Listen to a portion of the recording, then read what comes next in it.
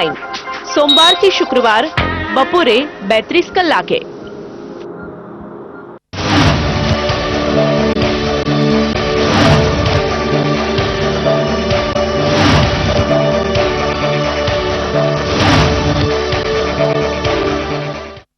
આપ જોઈ રહ્યા છો વીટીવી ગુજરાતી ગૌરવ।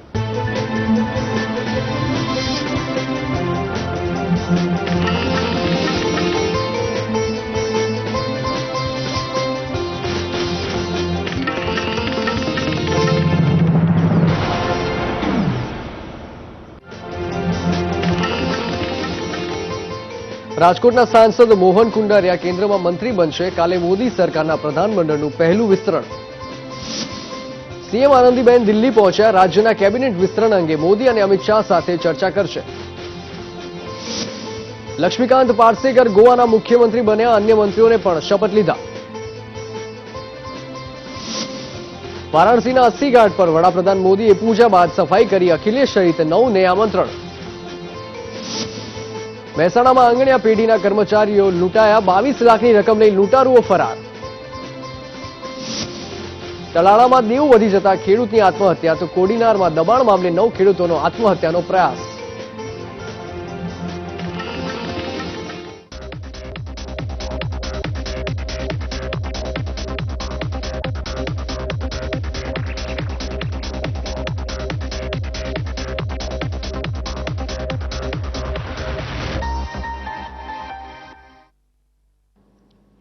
નમસ્કાર દર્શક મિત્રો, કરિયર ગુરુમાં આપનું સ્વાગત છે। હું છું ઉત્સવ। મિત્રો, આજે કરિયર ગુરુમાં આપણે વાત કરીશું જીપીએસસીની મુખ્ય પરીક્ષાની અને ખાસ કરીને પેપર 1 થી 5ની। મારી સાથે અત્યારે કુમાર પ્રકાશનના લેખક પ્રફુલ્લ ગઢવી જે આપણને વિશેષ માર્ગદર્શન આપવા માટે છે તે જોડાઈ રહ્યા છે અને તેમની પાસેથી આપણે વિશેષ માહિતી કરિયર ગુરુમાં મેળવીશું કે કઈ રીતે જીપીએસસીની મુખ્ય પરીક્ષા અને ખાસ કરીને પેપર 1 થી 5માં શું કરવું તેના વિશે। સૌથી પહેલો સવાલ પ્રફુલ્લજી એ છે કે જીપીએસસી મુખ્ય પરીક્ષા માટે અત્યારે કયા પ્રકારનો કોર્સ છે અને એના વિશે વિસ્તારથી જણાવશો। જીપીએસસીની પ્રિલિમ પરીક્ષા 12 ઓક્ટોબરે થઈ પછી એક ચર્ચા ચાલતી હતી કે કેવો કોર્સ આવશે, કયા પ્રકારનું હશે, શું બાબત આવશે। એમાં જ્યારે જાહેરાત આવી ત્યારે મૂક્યું હતું કે 1 થી 5 પેપર્સ આવશે। એમાં પેપર નંબર 1 જે ગુજરાતીનું 200 માર્ક્સનું, પેપર નંબર 2 જે અંગ્રેજીનું એ પણ 100 માર્ક્સનું, પેપર નંબર 3 જેમાં 1 થી લઈને 27 સબ્જેક્ટ સુધી આવશે અને 1 થી 27 સબ્જેક્ટની અંદર કોઈ પણ એક સબ્જેક્ટ તમારે જે ડિસ્ક્રિપ્ટિવ છે એ નક્કી કરવાનો કે ભાઈ તમને કયો વિષય ફાવે છે। તમે કોઈ પણ સબ્જેક્ટ રાખી શકો જે તમને ફાવતો હોય। અને પેપર નંબર 4 અને પેપર નંબર 5 એમાં જે પેપર નંબર 4 છે એમાં એક અર્થશાસ્ત્રની સાથે જાહેર વહીવટનો આ વખતે ટોપિક નવો ઉમેર્યો અને પેપર નંબર 5 આખું ઇથિક્સ એટલે કે નીતિશાસ્ત્ર ઉપર આપેલું છે। આ પેપરની અંદર જે 1 થી 5 છે આ ભૂતકાળની જે જીપીએસસી લેવાય અને આ જે જીપીએસસી છે એમાં ઘણો બધો ફેરફાર લાગે આપણને, કેમ કે ભૂતકાળની જીપીએસસીમાં ટોટલી ડિસ્ક્રિપ્ટિવ જ આવતું, એટલે કે 1000 માર્ક્સના જે પેપર હોય દરેક 200 માર્કના 5 પેપર આવતા અને ડિસ્ક્રિપ્ટિવ લખવાનું હતું। આ વખતે થોડુંક ચેન્જીસ છે। ધારો કે પેપર નંબર 1 ગુજરાતી, તો ગુજરાતીની અંદર 14 જેટલા કુલ ટોપિક આપેલા। એની અંદર પહેલો ટોપિક છે કે ભાઈ 400 શબ્દની અંદર એસે એટલે કે નિબંધ લખવાનો। એવું જ આપણે વાત કરીએ તો પેપર નંબર 2 જે અંગ્રેજીનું 100 માર્કનું છે એની અંદર પણ એસે છે, એ પણ 400 શબ્દમાં લખવાનો છે। પેપર નંબર 3 આવે એમાં કોઈ પણ વ્યક્તિ જાહેર વહીવટ રાખી શકે, ગુજરાતી સાહિત્ય રાખી શકે, ઇતિહાસ રાખી શકે, ભૂગોળ રાખી શકે, બોટની, ઝૂઓલોજી, 1 થી 27 સબ્જેક્ટમાંથી ગમે તે રાખે। આ 3 જે પેપર છે પ્રથમ 3 એ 3 પેપર ડિસ્ક્રિપ્ટિવ હશે કે જેની અંદર લખવાનું હશે। જ્યારે બીજા બંને પેપર છે પેપર નંબર 4 અને પેપર નંબર 5 જેમાં જીપીએસસી એનું નામ એવું આપ્યું કે સામાન્ય અભ્યાસ 1 અને સામાન્ય અભ્યાસ 2। તો સામાન્ય અભ્યાસ 1 અને સામાન્ય અભ્યાસ 2 એવું જે પેપર નંબર 4 અને પેપર નંબર 5 છે એ બંને 100 માર્કના એટલે આપણે 200 માર્ક્સના પેપર હશે। એમાં 100 મિનિટ્સ આપવામાં આવશે અને 100 જેટલા એમસીક્યુ આપવામાં આવશે કે જે આખા તમારે 101 મિનિટની અંદર કુલ 200 ગુણના જે સ્નાતક કક્ષાનું લેવલ હશે। કદાચ તમને ખબર હશે કે જીપીએસસીની હમણે જે 12 ઓક્ટોબરે પરીક્ષા થઈ તો એ દિવસે જે સામાન્ય જ્ઞાનનું પેપર નીકળ્યું તો બધાને એમ તો એવું હતું કે ભાઈ આ પ્રકાશકનું વાંચી લઈએ, આ મટીરિયલની ઝેરોક્સ લઈ લઈએ, પણ પેપર નીકળ્યા પછી બધાને ખબર પડી ખરેખર કેટલું અઘરું હતું અને બધાને એમ થયું કે જેને ખરેખર કોઈ સારા લેખક, સારી કોઈ ફેકલ્ટી, સારા કોઈ લેક્ચરના લેક્ચર નહોતા ભર્યા એવા વ્યક્તિઓને તો એવું થયું કે જીપીએસસી ખોટી આપે, એનો કોઈ મતલબ જ નહોતો એવું એમને લાગ્યું। એટલે 4 નંબર 5 નંબર છે હજી પણ આપણે થોડું ડિટેલ જોઈશું। જી, હવે પ્રશ્ન એ થાય કે જે ફરજિયાત વિષયો છે એ કેટલા છે અને કયા કયા છે। આમાં પહેલા જે ભૂતકાળની જીપીએસસી હતી ને એમાં ફરજિયાત વિષય 3 આવતા. એક 200 માર્કનું જીએસ આવે સામાન્ય જ્ઞાન, પછી 200 માર્કનું ગુજરાતી કમ્પલસરી અને 200 માર્કનું અંગ્રેજી એ કમ્પલસરી હતા. અને બીજા 2 વિષય હતા એને ચૂઝ કરવાના, એટલે કે તમારે નક્કી કરવાના કે તમારે કયો સબ્જેક્ટ રાખવો છે. આ વખતે કેવું આવ્યું કે એક જ સબ્જેક્ટ નક્કી કરવાનો, યુપીએસસી સ્ટાઇલ આવી ગઈ અને એ તમે કોઈ પણ એક સબ્જેક્ટ રાખી શકો જે તમે ડિસ્ક્રિપ્ટિવ લખો. ગઈ જીપીએસસીની આપણે વાત કરીએ તો ગઈ જીપીએસસીમાં ભૂગોળ એક વિષય હતો અને એમાં કંઈક સ્કેનિંગની પદ્ધતિ જે દર વખતે અપનાવવામાં આવતી 20-21 પદ્ધતિમાંથી અલગ અલગમાંથી એક નક્કી કરીને એમાંથી ભૂગોળવાળા વ્યક્તિઓને 50 માર્ક 60 માર્ક એવું મોટું સ્કેનિંગ મળેલું. એટલે કદાચ જો તમને ખ્યાલ હોય તો જે ક્લાસ 1 ડીવાયએસપી થયા એમાંથી 52 છોકરાઓ એવા હતા કે એ લોકોને 160 કે 170 કે 155 કે 140 એવા માર્ક્સ મળેલા. એની કમ્પેરમાં જે લોકોએ પબ્લિક એડમિનિસ્ટ્રેશન રાખેલું અથવા તો જાહેર વહીવટ કે બીજા કોઈ વિષય એ લોકોને થોડું માઇનસ સ્કેનિંગ થયેલું કે 120 મળ્યા હોય તેમાંથી 10 જતા રહે. તો અત્યારે એવા પ્રકારનો માહોલ છે કે ધારો કે કોઈ ક્લાસીસમાં બધા પૂછવા જાય કે ભૂતકાળમાં કોઈ ક્લાસ ચાલતા ત્યાં પૂછવા જાય તો બધા એવું જ કહેતા હોય કે ભાઈ તમારે ઇતિહાસ જ રાખો, તમારે ભૂગોળ જ રાખો. આની અંદર એવું નથી. આ વખતે આખી સ્ટાઇલ બદલાઈ. તમારો પેપર નંબર 4 અને પેપર નંબર 5 બંનેનો ટોપિક આખો નવો આવ્યો. ધારો કે પેપર નંબર 4માં જાહેર વહીવટ આવ્યું તો જાહેર વહીવટના જે 15 ટોપિક આપેલા છે ને તો જે વ્યક્તિ માસ્ટર ડિગ્રી કરેલી હોય, જે જાહેર વહીવટ ભણેલો હોય અને એ વ્યક્તિને જ ખબર પડે કે એમાં શું કહેવા માંગે એવું. કેમ કે એમાં શું અત્યારે ગુજરાતની અંદર કોઈ યુનિવર્સિટી સ્નાતક કક્ષાનો કોર્સ ચલાવતી નથી. ઇગ્નોમાં કોર્સ ચાલે છે અથવા તો બાબા સાહેબ આંબેડકર એનો કોર્સ ચાલે. તો એમાં રેગ્યુલર સ્ટુડન્ટ ભણવા જતા નથી અથવા તો એને એટલા બધા લેક્ચર્સ નથી હોતા કે જેનાથી એનું નોલેજ મળી શકે. અને અત્યારે તો કેવું છે કે તમે જો અત્યારે ગુડ ગવર્નન્સ તો બધાને એવું છે કે ગુડ ગવર્નન્સ, તો પણ ગુડ ગવર્નન્સ શું, આ શબ્દ ક્યાંથી આવ્યો, એની ડેફિનેશન શું, અથવા તો જાહેર વહીવટ એટલે પબ્લિક માટેનો વહીવટ શું, એ બધા ચર્ચા કરે. પોલિટિક્સમાં આપણને જાણવા મળે, સમાચારમાં ન્યૂઝપેપરમાં જાણવા મળે. ભારતના વડાપ્રધાન કે મુખ્યમંત્રી કે એવું કે વર્લ્ડ લેવલે વાત થાય તો બધાને એમ થાય કે જાહેર વહીવટ, પણ એ શું એનો ખ્યાલ નથી. એ જ આની અંદર રજૂ કર્યું છે. જી, અત્યારે એક દર્શક મિત્રો ફોન લાઈન પર આપણી સાથે જોડાઈ રહ્યા છે, તેમનો સવાલ જાણીએ. હેલો. હેલો. હાજી, સવાલ કરો આપનો. હા સર, આ વખતે કટ ઓફ કેટલું રહેશે? કટ ઓફ આ વખતે કેવું રહેશે? બરાબર. આ જે તમને પ્રશ્ન છે ને એના લીધે તો હમણાં વોટ્સઅપ ઉપર, ફેસબુક ઉપર અને જે આપણું સોશિયલ મીડિયા છે ને એના ઉપર આવ્યું હતું કે રાજકોટમાં એક પેપર વાળે લખેલું, એ મારા મોબાઈલમાં હતું, કટિંગ જ મોકલાયું હતું કે 197નું કટ ઓફ રહેશે. આમાં છે ને આપણે એમાં પડવાની કોઈ જરૂરિયાત નથી, પણ એક તમે પાછલા 5 વર્ષનો ઇતિહાસ જુઓ કે પાછલા 5 વર્ષમાં જે પરીક્ષા લેવાઈ, જેનો કોર્સ બદલાયો, બરાબર, તો નવો કોર્સ આવે એમાં કેટલું કટ ઓફ આવ્યું. ધારો કે હું તમને વાત કરું કે ફર્સ્ટ ટાઈમ જે નાયબ મામલતદારની પરીક્ષા લેવાઈ એમાં જાહેર વહીવટ એટલે પેલું મહાગુજરાત આંદોલન હતું, પંચાયતી રાજ ડિટેલ મૂકી હતું, મહિલાઓનો ફાળો નવો મૂક્યો હતો. આ બધા ટોપિકના કારણે એ 55 માર્ક્સે અટક્યું હતું. બીજી વખત નાયબ મામલતદારની 248 કે 250 જેટલી સીટ માટેની પરીક્ષા થઈ, હજી એનું મેન્સનું રિઝલ્ટ નથી આવ્યું. તો એનું કટ ઓફ તમે જો એ 42 માર્ક્સનું આવ્યું હતું, 42 માર્કે એનું કટ ઓફ અટક્યું હતું. એટલે જ્યારે નવો કોર્સ આવેલો હોય તે એ વખતે આપણે જોઈએ તો એનું કટ ઓફ 50%ની આજુબાજુ આવતું હોય. એટલે એ કટ ઓફ વિશે અત્યારે એક જ ચર્ચા ચાલે જીપીએસસીની કે ભાઈ કટ ઓફ કેટલું અટકશે. તો એકદમ કોમનલી સમજી શકો કે ભાઈ ધારો કે આ વખતે 150 માર્કનું મેથ્સ રીઝનિંગ મૂક્યું હતું, તો મેથ્સ રીઝનિંગનું જેનું પેપર સારું ગયું ને એવા મેં 200 થી 300 સ્ટુડન્ટ એવા છે કે જેને હું પર્સનલી ઓળખતો હતો, એ લોકો મને ઓળખે કે કેવું પ્રકારનું જીએસની બુક સાથે મારી જોડે ચર્ચા થયેલી ટીવીના માધ્યમથી અથવા તો રૂબરૂમાં ઘણા બધાને, તો એ બધાને 50 માર્કનું જીએસ નથી આવડ્યું. તો એ વસ્તુ શું છે કે જેને મેથ્સ રીઝનિંગ આવડ્યું એને જીએસ નથી આવડ્યું, જેને જીએસ આવડ્યું એને મેથ્સ રીઝનિંગ નથી આવડ્યું. પછી બીજું એનાથી બિલકુલ ઊંધું છે. ધારો કે 75 માર્કનું ગુજરાતી હતું અને 75 માર્કનું અંગ્રેજી હતું, તો જેને અંગ્રેજી સારું આવડ્યું કે 75 માંથી 60 લાવે એને ગુજરાતી નતું આવડ્યું. ગુજરાતી જે 75 માંથી 75 લાવતો હતો એના અંગ્રેજીમાં 40 માર્ક કે 20 માર્ક આવવાના એવી પરિસ્થિતિ હતી. એટલે કટ ઓફ છે 50%થી આજુબાજુ. એક બધાનો એક કહેવાનો જે રેશિયો છે કે ભાઈ અમે ઘણા બધા વ્યક્તિઓને પૂછ્યું અથવા તો મારું એક અંગત એવું માનું કે ભાઈ એને 50%થી ઉપર જે જૂના 5-7 વર્ષના રિઝલ્ટ ઉપરથી આપણને લાગે કે એની આજુબાજુ રહેશે. જી, બીજા એક દર્શક મિત્રો ફોન લાઈન પર આપણી સાથે જોડાઈ રહ્યા છે, તેમનો સવાલ જાણીએ. હેલો. ઓકે, તો ફોન કદાચ કટ થઈ ગયો છે. આપણે બીજી વાત કરીએ તો જૂની પરીક્ષા પદ્ધતિ, જેવી રીતે તમે કહ્યું કે પરીક્ષા પદ્ધતિ બદલાઈ રહી છે, તો જૂની પરીક્ષા પદ્ધતિ અને નવી પરીક્ષા પદ્ધતિ એમાં શું તફાવત છે? હા, જૂની પરીક્ષા પદ્ધતિ નવી પરીક્ષા પદ્ધતિનો આ એક તફાવત એ છે કે ભૂતકાળમાં અંગ્રેજી ખરું ને એ 200 માર્ક્સનું એમાં હતું, આની અંદર 100 માર્ક્સનું આપી દીધું. પ્લસ જે ભૂતકાળનું ગુજરાતી હતું તો 200 માર્ક્સની અંદર જે આવતું એમાં એસે, લેટર રાઇટિંગ એ બધું આવતું. આ વખતનું જે ગુજરાતીમાં 14 જેટલા ટોપિક આવે. એમાં તમે જુઓ તો એ પહેલા છે ને કેટલા શબ્દો નિબંધ લખવાનો એ હતું નહીં, પહેલા ખાલી એમ લખેલું હતું નિબંધ. તો આ વખતે 400 માર્કનો નિબંધ એટલે 400 શબ્દનો નિબંધ. બીજું આપ્યું કે કાવ્ય પંક્તિ, વિચાર. પછી જે કોમર્શિયલ ટેક્સ ઇન્સ્પેક્ટરની એક્ઝામ આવેલી, કદાચ તમને જો ખ્યાલ હોય તો એમાં નવું આવ્યું કે પત્રકાર ની પરિષદ. તો કે ભાઈ કેવી? તો કે ભાઈ ઉર્જા વિશે, ખેતી ધિરાણ વિશે, કૃષિ સમસ્યા વિશે, આ બધું છે ને જાહેર વહીવટનો એક ભાગ જ છે કે અત્યારે સરકાર જે કાર્ય કરતી હોય એ પ્રકારના લેટર લખવાતા તો એ પ્રકારની એ બાબતો. બીજું કે ઔપચારિક ભાષણ કેવા પ્રકારના હોય એ. બીજું કે સંવાદ કૌશલ્ય, બે પ્રકારની વ્યક્તિ, ધારો કે કોઈ આતંકવાદી છે એની જોડે કોઈ પોલીસ ઓફિસર વાત કરે એને વાતમાં ઉલઝાવતો હોય, આઈપીએસ સ્ટાઇલ, જ્યાં આપણા પેપરને પેલા જે ફિલ્મની અંદર સંવાદ જોતા હોય એ રીતે. તો એ જે નિર્ણય ક્ષમતા છે એ પ્રકારની આની અંદર વસ્તુ છે. બીજું કે જે પેપર નંબર 4 છે તો જાહેર વહીવટ આખો ટોપિક જ નવો મૂકી દીધો, બરાબર. બીજું કે ભૂતકાળની અંદર જે આવતું ને એમાં ભારતનો ઇતિહાસ આવતો અને ભારતના ઇતિહાસની સાથે બધી ભારતની સાંસ્કૃતિક બાબતો આવતી. આ વખતે પેપર નંબર 4માં ગુજરાતનો ઇતિહાસ મૂક્યો ટોપિક નંબર 1 માં. ટોપિક નંબર 2 આપેલો છે એની અંદર ગુજરાતના ઉત્તમ શાસકો, કે ઉત્તમ શાસક કોને કહેવાય કે જેને ગુજરાતને સુખી કર્યું એના વિશેની વાત મૂકી છે. ગુજરાતમાં પંચાયતી રાજ એવું સ્પેશિયલ કેસમાં આપ્યું. પહેલા પંચાયતી રાજ આવતું પણ 73મો સુધારો ઓલ ભારત વિશે વાત હતી. આ વખતે આ પેપર નંબર 4માં ગુજરાતની અંદર પંચાયતી રાજમાં શું થયું. બીજું કે ગુજરાતનો સાંસ્કૃતિક વારસો, બરાબર. તો ગુજરાતનો સાંસ્કૃતિક વારસો છે એમાં ધર્મ, નૃત્ય, નાટક, ચિત્રપટ, સંગીત, લોકકથાઓ, લોકનૃત્ય, હસ્તકલા, ગુજરાતની બધી જ બાબતો મૂકી દેવામાં આવી. બીજું કે જે MA અને TY BA ગુજરાતીમાં આવતું હોય એ ગુજરાતની બોલીઓ, સાહિત્ય અને કેવા પ્રકારની ગુજરાતી ભાષા વિકસી, ટોટલી ગુજરાત ઉપર ફોકસ કરેલું છે. બીજું કે ગુજરાતના સમાજ સુધારકો, એની જગ્યાએ ભૂતકાળમાં આપણે જોઈએ તો ભારતની અંદર જે બધા સમાજ સુધારકો હોય એના વિશેના કોર્સમાં હતું. બીજું છે કે ભારતની અર્થવ્યવસ્થા, એમાં 12 પંચવર્ષીય યોજના, એ પ્રકારના બધા ટોપિક.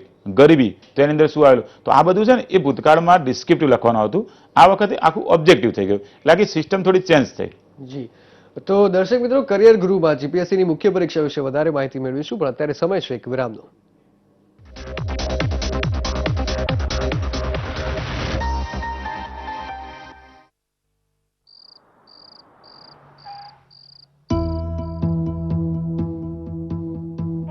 હા બેટા. દાદાજી, આજે સાંજે મારી ઢીંગલીના હાથમાં ઢીંગલી હશે. પ્રોમિસ?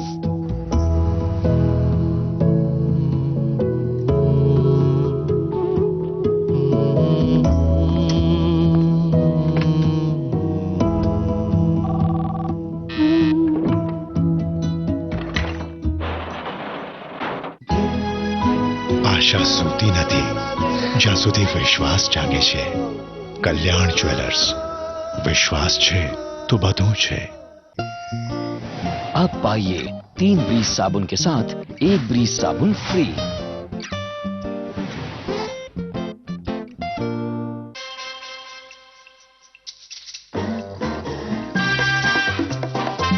ગ્લોઈંગ ત્વચા કે બ્યુટીફુલ વાળ, તમને વધુ શું ગમે છે તે નક્કી કરવું મુશ્કેલ થઈ જશે. દરેક ડવ બાર સાથે મેળવો ડવ શેમ્પू અને conditioner sachet free. Glucovita bolt, इसमें है आयरन और ग्लूकोज जो दे एनर्जी शरीर और दिमाग को, ताकि उसे मिले इंस्टेंट एनर्जी कभी भी कहीं भी। ग्लूकोवीटा बोल्ट। भारत के बिजनेस फ्रेंडली डेस्टिनेशन में आपका स्वागत है। गुजरात, एक ऐसी जगह जहां हर दूसरे साल पूरी दुनिया आकर मिलती है, इनोवेट करने के लिए, एक्सप्लोर करने के लिए और नई साझेदारियों का निर्माण करने के लिए। एक सिंगल प्लेटफॉर्म पर एक्सप्लोर करिए भारत के विशाल मार्केट पोटेंशियल को। 7वीं वाइब्रेंट गुजरात ग्लोबल समिट 2015 11, 12 और 13 जनवरी।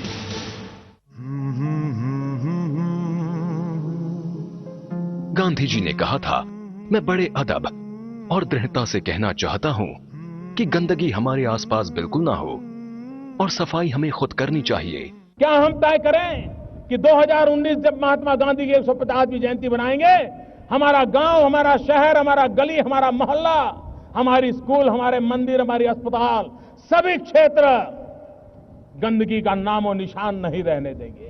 आइए हम सब मिलकर स्वच्छता का संकल्प लें और एक स्वच्छ भारत की रचना करें। स्वच्छ भारत, एक कदम स्वच्छता की ओर। આ બાળકો આજકાલ રમવાનું જ ભૂલી ગયા છે. જ્યારે જુઓ વિડિયો ગેમ્સ. સાચી ગેમ રમીએ? પાસ કરો, પાસ કરો. કેટલી બ્યુટીફુલ. કોલેજ પ્લેયર હશે. Mummy, mummy. હળદર ચંદનના ગુણ સમાવે સંતો, ત્વચા કઈ કોને કરે.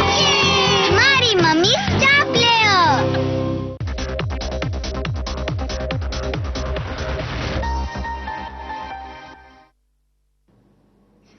દર્શક મિત્રો બ્રેક બાદ કરીએ ગૃહમાં આપનું સ્વાગત છે. વાત કરી રહ્યા છે જીપીએસસી ની મુખ્ય પરીક્ષાની. એક દર્શક મિત્રો ફોન લાઈન પર આપણી સાથે જોડાયા છે, તેમની પાસેથી તેમનો સવાલ જાણીએ. Hello hello. હાજી, સવાલ કરો આપનો.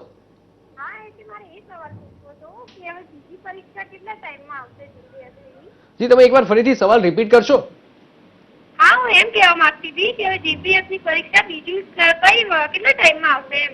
જી હા, તમે જો બેન 6 મહિના પહેલા પેપર રેગ્યુલર વાંચતા હોય ન્યૂઝપેપર, આમાં તો ન્યૂઝપેપર વાંચીએ ને તો જીપીએસસી ના પાસ થવાની પરિસ્થિતિ છે. 50 થી 60 પ્રશ્નો હતા ન્યૂઝપેપર સાથે જોડેલા હતા.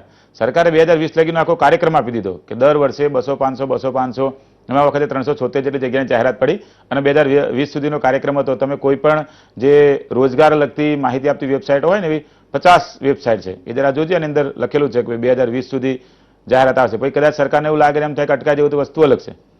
જી, બીજા એક દર્શક મિત્રો ફોન લાઈન પર જોડાઈ રહ્યા છે, તેમનો સવાલ જાણીએ. હેલો. હેલો. હાજી, સવાલ કરો આપનો. મારા ભાઈને સ્ટેમરિંગ છે, જીભ અટકાય છે, એના માટે કઈ પ્રોબ્લેમ પડે ઇન્ટરવ્યુમાં? જી હા, ઇન્ટરવ્યુની અંદર જનરલી તમે જાઓ તો એ તમે જે અડધો પોણો કલાક બેસતા હોય એ તમારી આખી સ્ટાઇલ જોતા હોય કે ભાઈ તમે બોલો છો કેવી રીતે, વાત કેવી રીતે કરો. એક સરકારી અધિકારી જનરલી કોઈ પણ વ્યક્તિનું અડધો કલાકમાં જજમેન્ટ ના આવે. કદાચ એમ ફાધર એક્સપાયર થઈ જાય, કંઈક બનાવ બન્યો તો એ ગમે એટલો સારો વ્યક્તિ હતો ઇન્ટરવ્યુ ફેલ થઈને આવે. એટલે તમારે જીભ અચકાની જોડે કોઈ ચિંતા કર્યા જેવું નહીં. ગુજરાત સરકાર કે ભારત સરકારમાં કેટલાય માણસો એવા કામ કરે કે ઘણાની જીભ અટકાતી હોય છતાં પણ ઇન્ટરવ્યુ પાસ થયેલા. એમાં જીભના કામને કોઈ મતલબ નથી. એવું છે કે ભાઈ જીભ છે ખરું બરાબર, પણ કે એટલું બધું ચોંટેક અટકાય એવું એક એની થેરાપી આવતી હોય, એ તમે થોડુંક પ્રેક્ટિસ કરો અથવા તો જે ઇન્ટરવ્યુ ક્લાસીસની અંદર તૈયારી કરાવતા હોય એમાં તમે થોડી તૈયારી કરો તો તરત એને આઈડિયા આવી જાય. જે પ્રશ્ન પૂછો તમે ખાલી વ્યવસ્થિત સ્વચ્છ એમ સાંભળી શકે એવા ઉચ્ચારથી તમે બોલી શકતા હોવો જોઈએ. જી, એટલે જીભ અચકાતી હોય પણ પ્રેઝન્ટેશન એમનું વ્યવસ્થિત હોય તો કંઈ વાંધો આવે એવો નથી હોતો. જી, બીજા એક પ્રશ્ન પર નજર કરીએ તો પેપર 1 ગુજરાતી અને પેપર 2 અંગ્રેજી, એના વિશે વિસ્તારપૂર્વક જરાક માહિતી આપશો. પેપર 1 જે ગુજરાતી છે તો બધા સ્ટુડન્ટ એવું વિચારતા હોય કે શેમાંથી સૌથી વધારે માર્ક્સ ખેંચી શકાય. તો ગુજરાતી જે છે એ સ્નાતક કક્ષા સુધીનું છે અને એની અંદર સૌથી વધારે માર્ક્સ ખેંચી શકાય એવા છે. ધારો કે એસે બરાબર, તો હું તમને નિબંધ વિશેની એક નાની એમથી ટ્રીક શીખવાડું કેવી રીતે લખી શકાય. ધારો કે નિબંધ છે તો 400 શબ્દનો કીધો, તો 400 શબ્દનો છે ને કોઈ કોમર્સનો સ્ટુડન્ટ હોય, MBA નો થયેલો હોય, તેના નિબંધ લખતા એ આમ એમ થાય કેવી રીતે લખું, કેવી રીતે શરૂઆત કરું. ઘણા બધા સ્ટુડન્ટ પ્રશ્ન પૂછતા હોય કે અમે તો કોમર્સ કરેલું, અમે તો MBA કરેલું, અમે એક પેજથી વધારે લખી શકીએ નહીં. વાત સાચી છે, કોઈ પણ ટોપિક આપ્યો તેના ઉપર લખી શકાય નહીં. તો એની એક સિસ્ટમ છે. ધારો કે કોઈ પણ તપાસનાર વ્યક્તિ હોય અથવા તો કોઈ લેક્ચરર મિત્ર હોય કે કોઈ પણ હોય તો એને કંઈ નવીનતા લાગવી જોઈએ. કોઈ પણ ટોપિક આપ્યો તો એક ટોપિક ઉપર તમારે છે ને એને 4 સિસ્ટમ પાડી દેવાની. એટલે કે એને ઉપર 4 ભાગથી લેવાનું. પહેલા એની ધાર્મિક પાસા વિશે લખવાનું થોડું 50 શબ્દ જેવું, બીજા 50 શબ્દ આપ્યા છે એ રાજકીય પાસા વિશે લખવાનું, બીજા 50 શબ્દ આપ્યા છે આર્થિક બાબત વિશે લખવાનું, બીજા 50 શબ્દ સામાજિક, 50 કરી 200 શબ્દ થઈ ગયા. અને એમાં ધારો કે કોઈ પણ ટોપિક આલ્યો કે કોઈ વ્યક્તિ વિશે આલ્યો, દેશ વિશે આલ્યો કે કરંટનો ટોપિક આલ્યો, તો એને 3 રીતે મૂલવાનો 50 શબ્દમાં કે ભૂતકાળમાં એનો ઇતિહાસ શું હતો, વર્તમાનમાં એના વિશે શું ચાલી રહ્યું છે અને ભવિષ્યમાં શું કદાચ એનાથી ફાયદો થશે કે ગેરફાયદો થશે. અને છેલ્લા 50 શબ્દ રહ્યા એ આપણા વિચાર લખી દે, 400 શબ્દ ક્લિયર થઈ ગયા. આવી રીતે આવા વિચાર રજૂ કરી અને એના જે 13 ટોપિક આપેલા છે એ આપણે લખીએ ગુજરાતી વિષયના, તો એમાં આપણને એવું નથી લાગતું કે ભાઈ આપણે ગુજરાતના છીએ અને આપણને લેંગ્વેજ ઉપર કમાન્ડ ના હોય. આરામથી 150 માર્ક ખેંચી શકાય. બીજી વાત રહી અંગ્રેજી, તો અંગ્રેજી જે છે એનું સ્નાતક કક્ષાની પણ 12મા ધોરણ સુધીનું જે હોય લેવલ એ પ્રકારના એસે પૂછતા હોય. એની અંદર ટ્રાન્સલેશનનું આવે. તો આની આ જ વસ્તુ એ તમે ઇંગ્લિશ એસેમાં લખો અથવા તો એનું જે બીજું કઈ તમારે એક્સ્ટ્રા લખાણ કે લેટર રાઇટિંગ લખવાનું થાય એમાં આવા અલગ અલગ સામાજિક, ધાર્મિક, આર્થિક, રાજકીય અથવા તો જૂનું છે એવા એક બે પોઈન્ટ લખતા જાઓ તો દરેકને કઈ નવું જાણવા મળે તો માર્ક્સ આપતા હોય. જી, એક દર્શક મિત્રો ફોન લાઈન પર છે આપણી સાથે, તેમનો સવાલ જાણીએ. હેલો. હેલો. હાજી, સવાલ કરો આપનો. હા, હું પ્રતિક પ્રજાપતિ બોલું છું વડોદરાથી. જી. મારો પ્રશ્ન છે કે આ જીપીએસસી ની જીપીએસસી ની મેઇન એક્ઝામ માટે આ સ્કેલિંગ વસ્તુ શું છે અને સ્કેલિંગમાં આપણે કયો સબ્જેક્ટ લેવો જોઈએ જેથી આપણને વધુમાં વધુ ફાયદો થાય. બીજી વસ્તુ કે કેન્ડિડેટ જે સબ્જેક્ટ વધુ પ્રમાણમાં લે એમાં આપણને ફાયદો થાય કે જે સબ્જેક્ટ ઓછો લે એમાં ફાયદો થાય. બીજો એક પ્રશ્ન. એક મિનિટ. તો મારા પ્રોવિઝનલ કી પ્રમાણે 225 માર્ક્સ થાય છે, તો શું મારે મેઇન એક્ઝામ માટે તૈયારી કરવી જોઈએ કે નહીં? જી જી હવે જીપીએસસી નું જે છે તેમને જે પેલો કાર્યક્રમ આવે ટૂંક સમયમાં રિઝલ્ટ આવી જશે એટલે તમારા પ્રશ્નનું પહેલા સોલ્યુશન આવી જશે કે જ્યારે એમના કાર્યક્રમ મુજબ હશે એ રિઝલ્ટ આવશે. બીજું કે રહી વાત સ્કેલિંગની, તો સ્કેલિંગમાં 2 સબ્જેક્ટ હતા એટલે ગઈ વખતે પ્રોબ્લેમ થયો હતો, અથવા તો છોકરાઓને એમ થતું કે નપાસ થાય. એમાં કોઈ પ્રોબ્લેમ જેવું હોતું જ નથી. ધારો કે ગણિત વાળો છે તો ગણિતમાં ગણિત સબ્જેક્ટ તમારા 100 માંથી 100 માર્ક્સ આવી જાય. એની કમ્પેરમાં તમે ગુજરાતી સાહિત્ય કે સંસ્કૃત સાહિત્ય કે હિન્દી સાહિત્ય કે અંગ્રેજી સાહિત્ય રાખીને બેઠા તો તમારા 100 માંથી 100 ના આવે. ધારો કે 200 માર્કનો જે સબ્જેક્ટ છે 200 માંથી 200 આપણે આવવાના નથી. એટલે એક એવરેજ નક્કી કરેલી છે અને એક નહીં 21 પ્રકારની અલગ અલગ સ્કેલિંગની પદ્ધતિઓ છે. જેમાં એવું હોય ધારો કે ગણિત વાળો વ્યક્તિ છે તો એના 180 માર્ક આવ્યા, સામે કમ્પેરમાં તમે ગણો તો ભાઈ ગુજરાતી વાળો વ્યક્તિ છે તો એના 120 માર્ક આવ્યા. તો એ બંનેને એડજસ્ટ કરવા માટે એક વ્યક્તિને વધારે માર્ક્સ આવેલા છે તેમાંથી એટલા કાપવામાં આવે, બીજા વ્યક્તિના એટલા ઓછા આવેલા તો એને વધારે આપવામાં આવે. ધારો કે એક એક્ઝામ્પલ લઈએ, મેં થોડી વાર પહેલા જ વાત કરી કે જે મિત્રો આ વખતે ગઈ જીપીએસસીમાં ડીવાયએસપી થયા મોટાભાગે ભૂગોળવાળા હતા.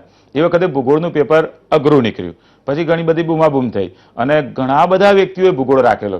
એમાં સ્કેનિંગ થયું, તેમાં માર્ક પ્લસ આપવામાં આવે તો એ વ્યક્તિઓ જે ભૂગોળવાળા હતા એને ફાયદો થઈ ગયો. તેના કમ્પેરમાં જેને ગુજરાતી સાહિત્ય કેવું રાખ્યું હતું એને સ્કેલિંગમાં માર્ક્સ ઉમેરવામાં ના માઇનસ કરવામાં ના જે આયા એજ ઇટ ઇઝ.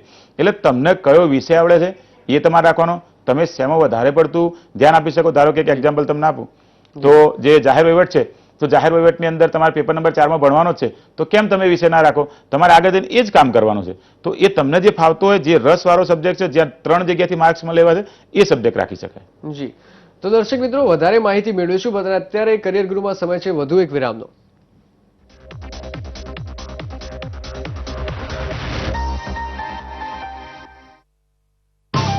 કેટલી બ્યુટીફુલ. હા કોલેજ પ્લેયર હશે.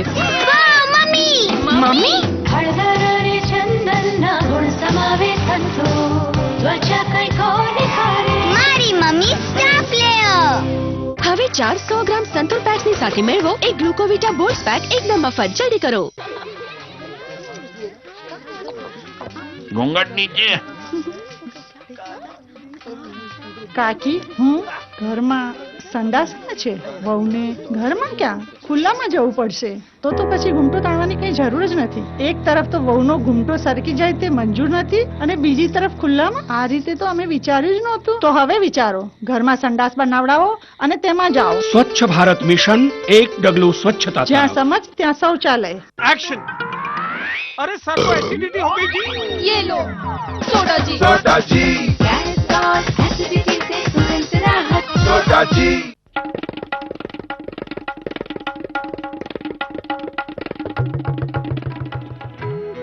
બા હું જાઉં છું નિશાળે ભણવા. નિશાળે?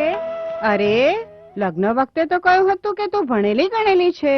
અરે બા ફાર્મ સ્કૂલ જઈ રહી છું ખેતીની નવી નવી વાતો શીખવા. તમે પણ ચાલો ને. ફાર્મ સ્કૂલ, જ્યાં ખેતરોમાં ઉપજ વધારવાની દરેક વાત ખેડૂતોને શીખવાડાય છે, જેમ કે માટી મુજબ યોગ્ય ખાતર, ઉત્તમ બિયારણ અને જરૂરિયાત પ્રમાણે જીવાતનાશક, જેથી ઓછા ખર્ચામાં વધારે ફાયદો.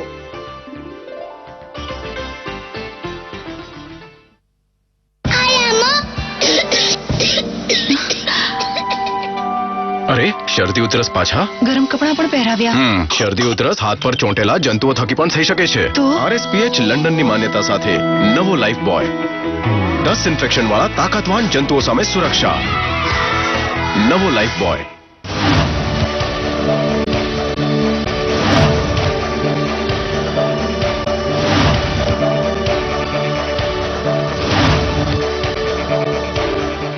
શું તમે જાણો છો આમના ગ્લોનો સિક્રેટ? આ જે ગ્લો છે એ લવ છે કે પછી ડવ? અમને તો કોઈકે કહ્યું કે એ ડવ જ છે. આમાં છે 1/4 મોઇશ્ચરાઇઝિંગ ક્રીમ. 7 દિવસ સુધી અજમાવો અને મેળવો વધુ કોમળ ગ્લોઈંગ ત્વચા. આ લવ નથી, ડવ છે. વધુ કોમળ ગ્લોઈંગ त्वचाનું સિક્રેટ અલબત્ત ડવ જ છે. ग्लूकोवीटा बोल्स, इसमें है आयरन और ग्लूकोज जो दे एनर्जी शरीर और दिमाग को, ताकि उससे मिले इंस्टेंट एनर्जी कभी भी कहीं भी. ग्लूकोवीटा बोल्स. ધીમે ધીમેથી કેસરની વર્ષા ડૂબી રહ્યા રંગમાં એના આપણે ડૂબી રહ્યા. વિમલમાં છે કાશ્મીરી કેસર, જેના સ્વાદમાં ડૂબી રહ્યા છે સૌ. વિમલ પાન મસાલા, દાણા દાણામાં કેસરનો દમ.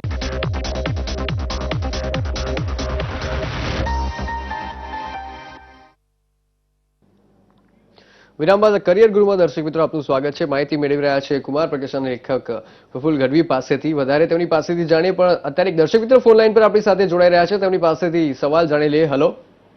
હેલો. હાજી, સવાલ કરો આપનો. સર, મોરબીથી દુષ્યંત પટેલ બોલું છું. જી બોલો. આ એક્ઝામમાં કેટલા માર્ક સુધીનું કટ ઓફ હોઈ શકે? જી, આ કાર્યક્રમ શરૂ થતા પહેલા કીધું કે અને પાછો બધાને આખા ગુજરાતના આ એક જ પ્રશ્ન છે કે મુખ્ય પરીક્ષાની તૈયારી પછી કરવી, પહેલા કટ ઓફ કેટલું એમ. તો જનરલી તમે પાછલી જૂની પરીક્ષાઓ જોઈજો, 50%ની આજુબાજુ રહેલું છે. એટલે બહુ એવું નહીં, પણ 250 થી 230ની આજુબાજુ જો તમારા માર્ક્સ થતા હોય તો મારું અંગત મંતવ્ય કે તૈયારી ચાલુ કરી દેવાય. પછી કદાચ કાલે નીચે જઈને અટકે અને આપણે 230ની આજુબાજુ કે 235ની આજુબાજુ પાસ થઈ ગયા અને પછી જોરદાર અફસોસ થાય કે થોડીક તૈયારી કરી હોત તો જિંદગીમાં કલેક્ટર થઈ જાય. અને ઉપર અટકે તો ચિંતા નહીં, પડતું મૂકી દેવાનું, કોઈ મહેનત કરેલી બાતલ તો જવાની નથી. જી જી, અને સમયની મર્યાદાને કારણે ટૂંકમાં જાણવા માંગીશ કે પેપર 5 જે હોય મહત્વનું છે, એમાં શું હશે અને કેવા પ્રકારનું અને કેટલા માર્કનું હશે? પેપર 5 જેમ પેપર 4માં જાહેર વહીવટ એવું આપ્યું, એમ પેપર 5માં નીતિશાસ્ત્ર, ઇથિક્સ આખું, અને આખો ટોપિક જ નવો આપ્યો છે. એ યુપીએસસી સ્ટાઇલ છે આખું લીધું. ધારો કે નીતિશાસ્ત્ર, તેની વ્યાખ્યા, વિષય વસ્તુ શું, ડેફિનેશન શું, અથવા તો જે વ્યક્તિઓ નીતિશાસ્ત્રના જીવતા જાગતા ઉદાહરણ હતા, બરાબર, એવી વ્યક્તિઓ વિશે કે ભાઈ સોક્રેટિસ છે, પ્લેટો એરિસ્ટોટલ છે, અથવા તો આપણે ધર્મ, તો ધર્મની અંદર એને આખો ટોપિક લખેલો કે હિન્દુ ધર્મ, જૈન ધર્મ, બૌદ્ધ ધર્મ, શીખ ધર્મ, આ બધાની અંદર કયા પ્રકારનું ઇથિક્સ હતું. અથવા તો વ્યક્તિઓ વિશે આપણે આપ્યું, રાજા રામમોહન રાય, કબીર, પછી રામકૃષ્ણ પરમહંસ, વિવેકાનંદ, ગાંધી બાપુ, નારાયણ ગુરુ, રવિદાસ, રવિશંકર મહારાજ, આ બધા નીતિશાસ્ત્રના એક વ્યક્તિ હતા, ઇથિક્સ. અને એ એમનું જીવતું જાગતું જીવન છે ને, એ જ પોતે નીતિશાસ્ત્ર જેવું હતું. એની સાથે અમને ઘણા બધા ટોપિક આલ્યા. સમાજ સુધારકો તરીકે ઓબ્જેક્ટિવ પ્રશ્નમાં આવે એવું સહજાનંદ સ્વામી, મહિપતરામ રૂપરામ, ઠક્કર બાપા, આવા ઘણા બધા ટોપિક. આ 1 નંબરનો ટોપિક છે કે જેમાં ઇથિક્સ એટલે કે નીતિશાસ્ત્ર આવશે. એ નીતિશાસ્ત્ર અંદર 8 નંબરનો ટોપિક એવો છે કે જેમાં ગુણો આપ્યા છે, દુર્ગુણ કયા કયા હોય તો સરકારી કર્મચારી અથવા અધિકારી કામ બગાડી નાખે. ધારો કે ગુસ્સો, ખીજ, ઈર્ષા, દેશવૃત્તિ, તિરસ્કાર, લોભ, હિંસા, વિષય વાસના, આ બધું કદાચ પ્રથમ વખત આવ્યું બધાને લાગ્યું. એટલે પૂરેપૂરી તૈયારી ના કરે તો ઓબ્જેક્ટિવ જવાબ આવડી શકે એવી કોઈ પરિસ્થિતિ નથી. જી, તો કરિયર ગુરુમાં દર્શક મિત્રો અત્યારે રોકાઈ રહ્યા છે, પણ કુમાર પ્રકાશનના લેખક પ્રફુલ્લ ગઢવી, તમારો ખૂબ ખૂબ આભાર જોડાવા બદલ અને લોકોને વિશેષ માર્ગદર્શન આપવા બદલ. તો મિત્રો, કરિયર ગુરુમાં આજે બસ આટલું જ. રજા આપશો. નમસ્કાર.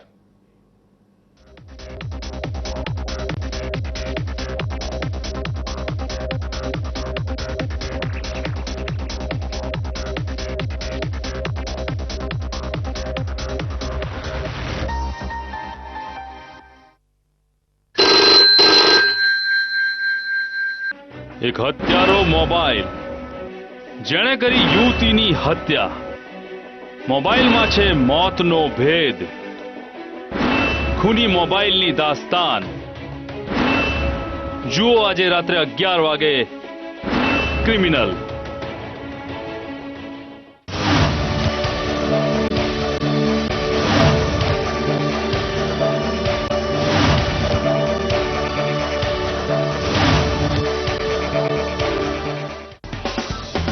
ગ્લેમરસ દુનિયાની ગોસિપ,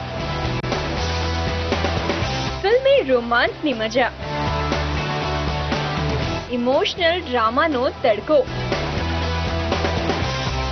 મ્યુઝિક, મસ્તી અને ડાન્સ, કોમેડીના દરેક રંગ,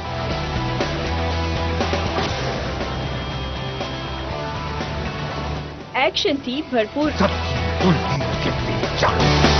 ફિલ્મી ટાઈમ, સોમથી શુક્ર સાંજે 5:30 વાગે. ગુજરાતના સૌથી મોટા શહેર પર નજર, રાજ્યના પાટનગરની દરેક ખબર, સંસ્કારી નગરી વડોદરાની વાત.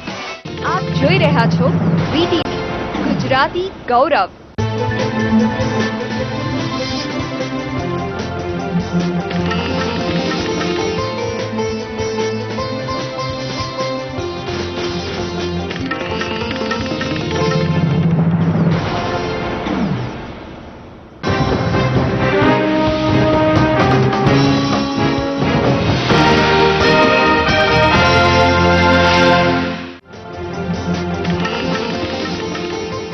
રાજકોટના સાંસદ મોહન કુંડારિયા કેન્દ્રમાં મંત્રી બનશે. કાલે મોદી સરકારના પ્રધાનમંડળનું પહેલું વિસ્તરણ. સીએમ આનંદીબહેન દિલ્હી પહોંચ્યા. રાજ્યના કેબિનેટ વિસ્તરણ અંગે મોદી અને અમિત શાહ સાથે ચર્ચા કરશે. લક્ષ્મીકાંત પાર્સેકર ગોવાના મુખ્યમંત્રી બન્યા. અન્ય મંત્રીઓએ પણ શપથ લીધા. કાશ્મીર સમસ્યાને ઉકેલવા પરવેઝ મુશર્રફનો પ્લાન શાનદાર હતો. જેઠમલાણીએ ફોર્મ્યુલાનું કર્યું સમર્થન.